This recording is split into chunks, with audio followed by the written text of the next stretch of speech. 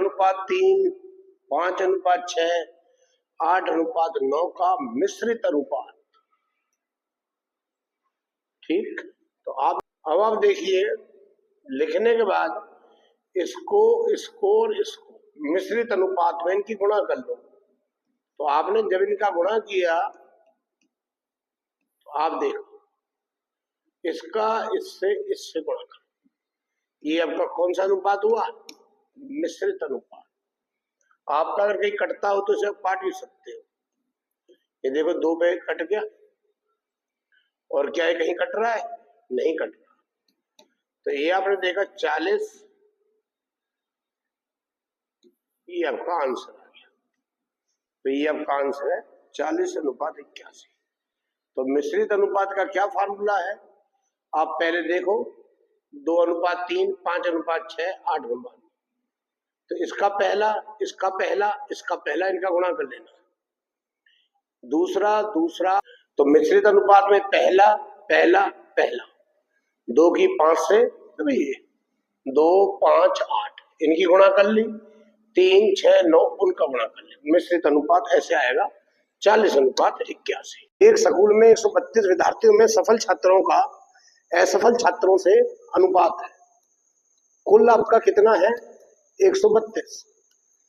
आपका सफल अनुपात असफल, तो कितना आपका 9:2। अब बताओ सफल छात्र, इनका अनुपात योग निकालो, आपका 11 आएगा। 9 + 2 अनुपात योग 11 है। तो अब 9/11 132 करना। जब आप इसे काटोगे 108 आया। उसके बाद है आपका असफल, ये क्या है? 2/11 गुणा 132, ये आपका 24 आया। क्लियर? 4 छात्र और पास हो जाते। अभी 108, ये आपका 24। 4 छात्र और पास हो जाते तो 108 और 24 आ गया, टोटल 132 है। अगर 4 और पास हो जाते, अभी तो पास और फेल 108 और 24 है। जैसे 4 और पास हो जाते तो इसमें 4 घट जाते। ये पॉइंट याद रखने का। हम क्या करते हैं, इसमें 4 जोड़ देते, इसको भूल जाते। गलत। इसमें पास हुआ है तो इसमें से 4 घटाओ, जब जिसमें पास होंगे। तो इधर इसमें से 4 पास और हो जाते हैं, इसमें 4 घटाना मत भूलना। तो ये आपका 112, ये आपका 20।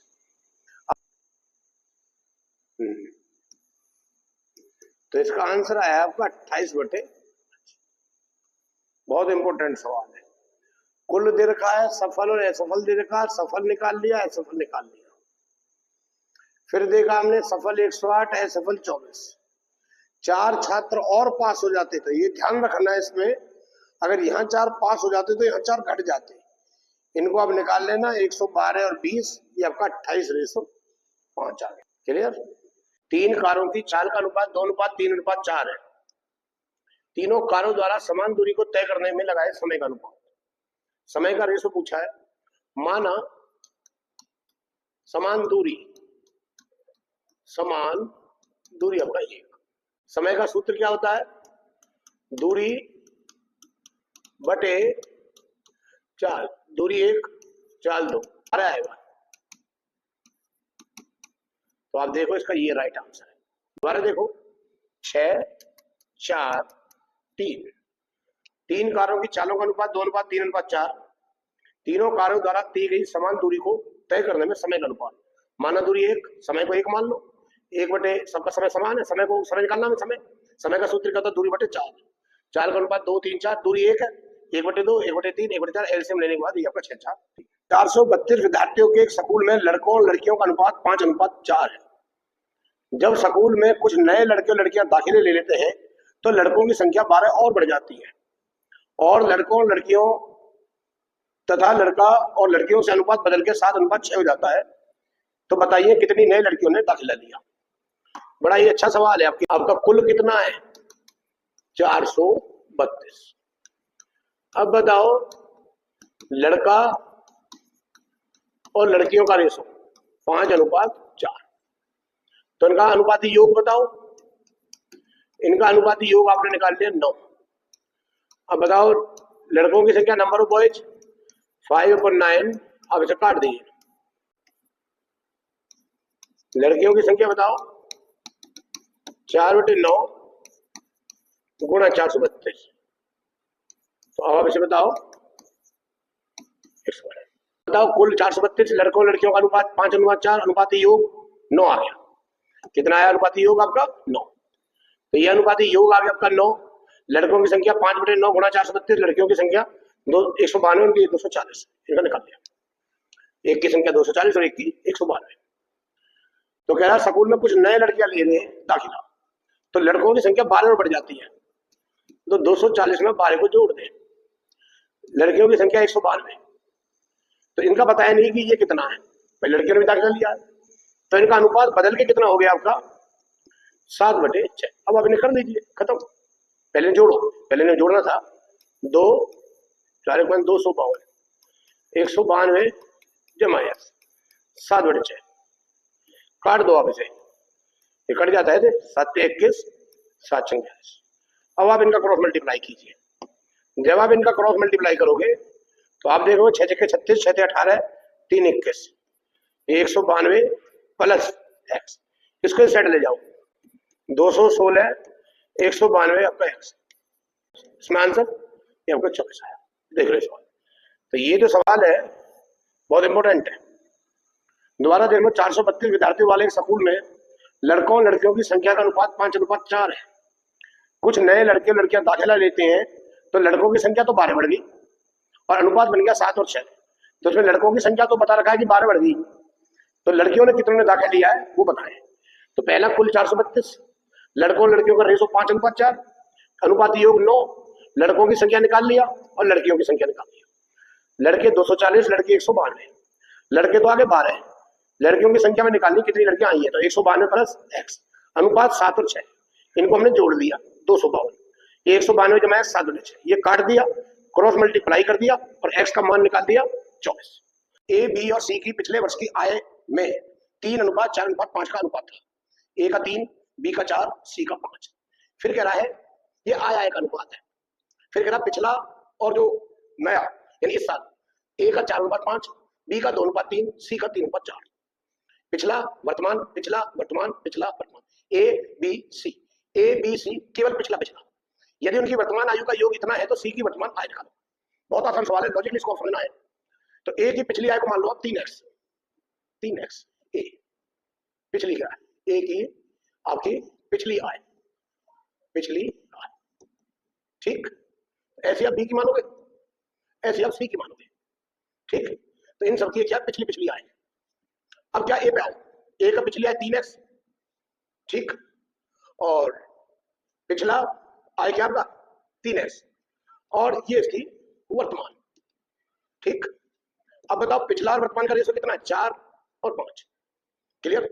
पिछले और वर्तमान का रेशो कितना है 4 और 5, तो इनका क्रॉस मल्टीप्लाई कीजिए 15x/4, ये वर्तमान आया आपका ए का। अब निकालो बी का, ए का है, ए का अनुपात, ये आपका ए का आया है। अब बी का बताओ 4x ये ले लिया और बटे में ले लिया हमने वर्तमान बी का,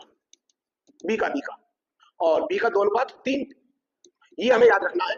ये यदि हमने x माना है तो इसमें कुछ नहीं मानेंगे 2:3, इसका गुणा कर लीजिए 12x/2। ये आप सभी बताएं वर्तमान किसका है, बी का अनुपात, ये हमने कर दिया आपका कितना आया 6x। बी, अब बताओ सी का, तो आप सी का कैसे निकालोगे, सी का बताओ 5x/c का वर्तमान, और ये कितना सी का 3 और 4 3, ये सी, ये आपका आया सी का। ए हो गया और आपका ये इधर से बी हो गया, इधर से आपका सी हो गया। पिछली आय बटे वर्तमान, पिछली आय बटे वर्तमान, पिछली आय 3 है तो 3x, वर्तमान हम सबका निकालेंगे क्योंकि इसमें हमें वर्तमान आयु का योग दे रखा है इसलिए निकालेंगे। ए बी सी की वर्तमान का हमारा मान आ गया। अब आप इसे कर सकते हो ए प्लस बी प्लस सी, कितना दे रखा वर्तमान आयु 7 8। अब ए का मान बताओ सभी 15x/4, बी का मान बताओ 6x, सी का मान बताओ 20x/3, ये आपका ये आ गया 788 2 0। इसका आप लघुत्तम निकालोगे तो आपने देखा इसका लघुत्तम आपका 12 आ गया। तो ये आपका 3 45 72 80 7 8 8 0, इनको आप जोड़ लो तो जोड़ने पाएगा, हाँ 197x बटे 12 788 20। एक्स का मान आप सभी निकाले 788 20 गुणा 12 बटे 197। अब मैं देख रहा हूं किस पे कट रहा है, ये आपका शायद 4 पे कट गया है। हाँ ये 400 पे पूरा पूरा कट गया। तो एक्स का मान कितना है आपका 48। अब आप इस सवाल को कर सकते हो, सी क्या है पूछिए, तो सी का मान ये रहा, तो सी का मान ये रहा, तो हम सभी सी क्या है इसमें ज्ञात कर लेंगे। कैसे निकालेंगे, सी का मान कितना 20x बटे 3, तो 20 गुणा 3। एक्स का मान कितना आपका 48, ये से काट दो 1600, तो इसका आंसर कितना आपका 32,000 इसका आंसर। दोबारा देखो बड़ा अच्छा सवाल है, सीजीएल के मतलब का है, अच्छे लेवल का है। एबीसी पिछले वर्ष के आयों में 3:4:5 का अनुपात है, केवल आय का अनुपात, वो पिछले साल का, इसमें नया नहीं दे रखा, लेकिन फिर कह रहा है कि पिछले साल और इस वर्ष की आय उसने अलग से दे दी 4 और 5। फिर कह रहा है उनका अनुपात है पिछले साल और इस साल की व्यक्तिगत आयों का, ये तो है व्यक्तिगत आय 4:5 पर्सनली, और ये क्या है पिछले वर्ष की आय 3, 4, 5। तो ये 3x ए की पिछली आय, बी की 4x, सी की 5x, ये ए की पिछली 3x वर्तमान, ए की वर्तमान 4, ए का ये पिछला, ये वर्तमान है मेरा, ये पिछला, ये आपका वर्तमान, ये ना इस वर्ष। तो ये 4/5 है, 3x बटे ये वर्तमान, ठीक। तो ये इन्होंने निकाल दिया, ए की वर्तमान, बी की वर्तमान, सी की वर्तमान, ठीक है। वैल्यू क्या है 3x बटे वर्तमान बराबर 4/5, ऐसे 4x ये बी का हो गया बटे वर्तमान 2/3, बी का मान निकाल दिया। 5x बटे सी का वर्तमान 3/4, ये कर दिया। फिर कह रहा हूं उनकी वर्तमान आयु का योग ये है, ए बी सी की वर्तमान आयु का योग, ये मैंने एक्स का मान निकाल दिया। सी की वर्तमान पर्सनली आया बताओ, पर्सनली, तो पर्सनली का मान निकाल लिया, तो इसमें क्या करा हमने एक्स का मान या पुटअप कर दिया, खत्म 20। आशा है सवाल आपको समझ आ गया। दो रेलवे स्टेशनों के मध्य प्रथम श्रेणी और द्वितीय श्रेणी के किराए में 4:1 का अनुपात है तथा इन दोनों श्रेणियों में सफर करने वाले यात्रियों की संख्या है 1:40 है। यदि दोनों श्रेणियों से कुल मिलाकर 1100 रुपए किराए का मिला हो तो पहली श्रेणी में सफर करने वाले यात्रियों से कितनी राशि प्राप्त की गई। बहुत आसान सवाल है, यहाँ हमें रेशियो दे रखा है जो उसने किराया लिया उसका, पहली श्रेणी और सेकंड श्रेणी का रेशो, यहाँ यात्रियों की संख्याओं का रेशो, यहाँ कुल किराया दे रखा है। तो देखो सबसे पहले निकालो किराए का अनुपात, किराया, और ये कितना किराया 4:1 प्रथम अनुपात द्वितीय। अब देखो संख्या, ये कितना 1:40, ये यात्रियों की संख्या है। किसकी संख्या है, यात्रियों की। अब ये किराया प्रथम श्रेणी का, ये संख्या ये, तो यदि हम प्रथम श्रेणी के किराए की कुल यात्रियों से गुणा कर दें तो हमारा कुल किराया आ जाएगा। क्या आएगा, कुल किराया। 4 की 1 से गुणा कर दो और 1 की 40 से गुणा कर दो, 4:40, ये आपका कुल किराया आ गया। क्या आ गया आपका कुल किराया। कितनों को मेरी बात समझ आ गई। प्रथम और द्वितीय का किराया दे रखा है, भाई हमने ये किराया रखा है, रेलवे वालों ने संख्या दे रखी है 1:40, पहली श्रेणी का 1, दूसरी का 40, किराया ये है, ये कुल यात्री है। किराए की कुल यात्रियों से गुणा कर दो, किराए की कुल यात्रियों से, तो कुल किराया आ जाएगा, ठीक। 4:40, कुल मिला के 1100 रुपए प्राप्त हुए। तो आप इनको कर दीजिए 4:40 प्रथम और ये आपका द्वितीय। तो इनका जो टोटल आया है 4x और 40x, ये 1100। तो आपने देखा 44x बराबर 1100, आपका x का मान कितना आया 1144। अब आप इसे काट दीजिए, किस पे कट गया है, ये आपका 25 आ गया। क्या आ गया आपका 25 आ गया।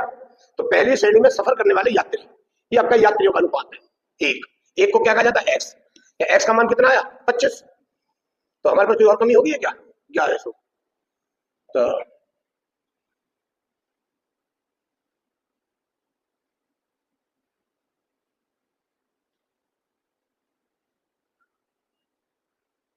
हाँ, तो ये कह रहा है, हाँ तो वो पूछ रहा है कि पहली श्रेणी में सफर करने वाले यात्रियों से कितनी राशि प्राप्त की। तो पहली और श्रेणी का जो हमने राशि प्राप्त की कितना 4x। तो आप इस 4x कुल किराया तो x का मान कितना है 25, तो इसकी 25 से गुणा कर दो। हमने आपका कितना प्राप्त किया 4x की 25 से गुणा कर दीजिए इसकी, पहले 25 की वैल्यू रख दो, ठीक। तो ये कितना आपका कुल किराया कितना है इसका 4x। तो अब यहाँ x का मान रख दीजिए, ये आपका 25 आ गया 100। तो ये इसका आंसर है। दोबारा आप देख लीजिए, दो रेलवे स्टेशनों के मध्य पहली और दूसरी श्रेणी के किराए में 4:1 का अनुपात है। 4:1। तो उन्होंने किराया रखा 4 और 1। संख्या, कुल संख्या 1 और 40। एक व्यक्ति का किराया 4 है, टोटल जो उसमें पहली श्रेणी के यात्री हो 1 है। एक व्यक्ति का किराया 4 है, एक व्यक्ति के किराए की कुल यात्रियों से गुणा कर दिया 4 और 40। तो इनसे हमारे पास कुल पैसे आए 1100। तो 4x 40x 1100, x का मान आ गया 25। तो कहला है कि पहली श्रेणी में सफर करने वाले यात्रियों की कितनी राशि प्राप्त हुई। तो 4x पहली श्रेणी में यही तो है 4x, वैल्यू गुणा कर दिया, कितना है आपका 100। आशा है सवाल आपको समझ आ गया। एक सैनिक छावनी में 3600 सैनिक थे तथा उनके लिए 35 दिनों की खाद्य सामग्री थी। यदि प्रत्येक सैनिक की दैनिक खपत 800 ग्राम अनाज थी, 10 दिनों के बाद कुछ सैनिक और आ गए जिससे प्रत्येक सैनिक की दैनिक खपत 500 ग्राम हो गई और खाद्य सामग्री 36 दिन और चली। कितने अतिरिक्त सैनिक उस छावनी में आए। इसका बहुत सिंपल सवाल है, तो आप सभी जानते हो M1 है, इसमें दे रखा है M1 D1, ये इसी से हो जाएगा M2 D2। पहली लाइन में आपके 3600 सैनिक थे और वो 800 ग्राम जो अनाज था वो से खाते। तो ध्यान कर लेना, कभी भी ऐसा होता है ना 800 ग्राम अनाज उनकी इन सैनिकों से गुणा कर देते हैं। 35 दिन की सामग्री थी, 10 दिनों के बाद, 10 दिनों के बाद, ये सवाल यहीं से चालू होता है। अब हमें 35 से कोई मतलब नहीं रखना, 10 दिनों तक का तो उन्होंने खाना खा लिया, सवाल चालू होता 10 दिनों के बाद। पहले 35 दिन का उनका खाना था, उसमें से 10 घटा दो, कितने दिन रह गए आपके 25। अब ये 3600 आदमी 25 दिन खा सकते थे। फिर होता क्या है, होता यह है कि कुछ सैनिक और आ गए, इसी 3600 में कुछ सैनिकों को जोड़ दिया जाए। तो अनाज कितना हो गया 500 ग्राम, इस सैनिकों की 500 ग्राम से गुणा कर दो। कभी भी ऐसा आता है ना इतना अनाज खा रहे इतने ग्राम का, तो उसकी गुणा कर दी जाती है। अब D2 का जाओ, खाद्य सामग्री कितने दिन और चली, 36 दिन और चली। तो यहाँ क्या कर दो 36, खत्म। अब आप सवाल को करो, देखो यहाँ क्या लिख रहा है आपका, यहाँ आपका गुणा है, गुणा गुणा गुणा गुणा, ये चीज ब्रैकेट में बंद है। तो इसका मतलब ये भी एक अंक है, गुणा गुणा गुणा गुणा से काट दो। आपने देखा 36 से पूरा पूरा कट गया 100 बार, 2 जीरो से आपका 2 जीरो कट गया, 5 से आपका 5 कट गया। अब आप देखिए, अब इनकी गुणा कर दो, कितना आया 4000। ये आपका कितना आया 3600 जमा x, इसको यहां ले जाओ 4000, इसमें आप 3600 को घटा लो, आप सभी का आ गया 400। ठीक, तो x के आपके कितने अतिरिक्त सैनिक आए 400, का आंसर है। दोबारा देख लो, एक सैनिक छावनी में 3500 सैनिक थे, कितने थे आपके 3500, उनके लिए 3600 सैनिक थे, उनके लिए 35 दिन की खाद्य सामग्री थी और प्रत्येक सैनिक 800 ग्राम अनाज ग्रहण करता था, खाता था। तो 3600 भी तो पहले 800 से गुणा कर दो, फिर जो सवाल चालू होता है 10 दिनों के बाद और सैनिक आ गए, तो यही 3600 सैनिक वो 10 दिन खत्म, 35 में से 10 गए आपका 25। अब ये 25 इतना खाना खा सकते थे। हमें इक्वल करना, बराबर करना है। बराबर करने में कैसे करना पड़ेगा, उसमें कुछ सैनिक और आ गए तो 3600 में x जोड़ दो, खाना हो गया 500 ग्राम और खाद्य सामग्री 36 दिन और चली, तो इसमें क्या कर देंगे 36 कर देंगे। ये मैंने काट दिया, इसका मान निकाल दिया, ये गुणा है गुणा है गुणा है गुणा है, काटने के बाद ये आपका x का मान आया आपका 400। किसी हीरे का मूल्य उसके भार के वर्ग का अनुपाती है। एक हीरा 4 टुकड़ों में इस प्रकार टूटा कि उनके भारों का अनुपात 1:2:3:4 है। यदि टूटने पर हीरे का मूल्य पर 1,40,000 रुपए की हानि हुई तो बिना टूटे हुए हीरे का मूल्य कितना था, ये हमें निकालना। तो हीरा टूट गया तो उसका भार 1:2:3:4। तो इस सवाल बड़ा सिंपल तरीके से हमारे द्वारा किया जाएगा।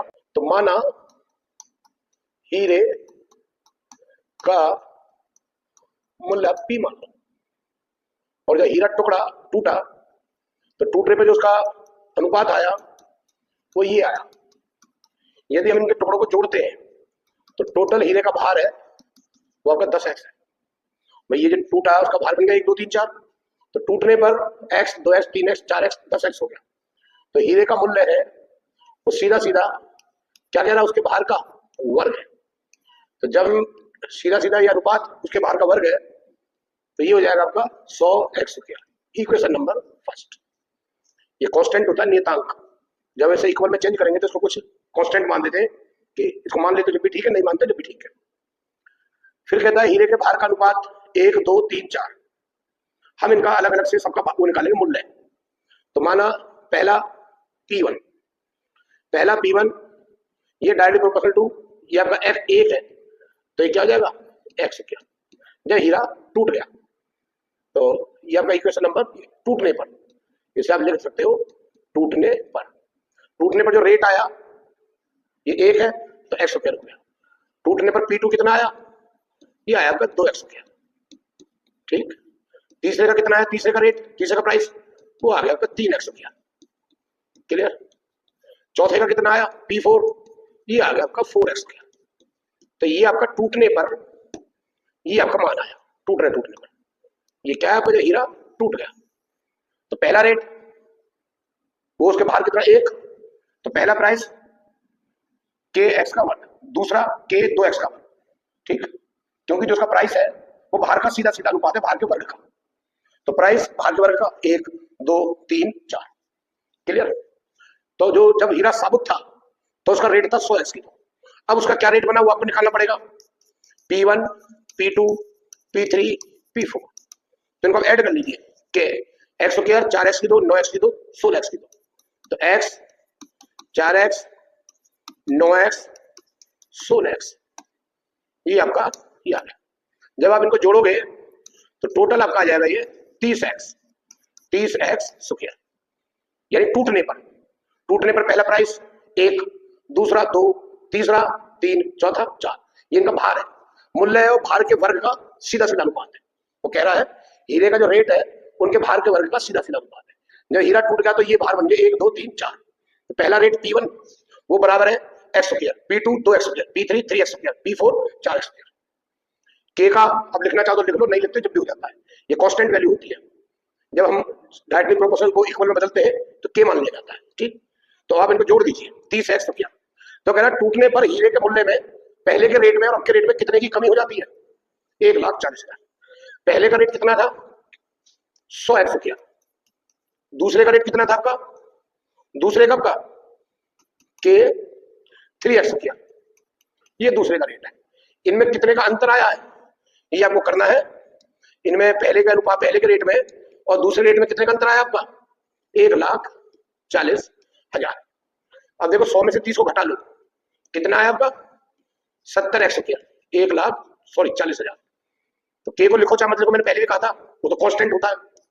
तो 1,40,000 को आप 70 से डिवाइड कर दो तो आपने देखा कितना है आपका 2000। तो x स्क्वायर कितना है आपका 2000। तो आप देखो हीरा, देखो हीरा तो कह रहा है बिना टूटे हुए हीरे का मूल्य।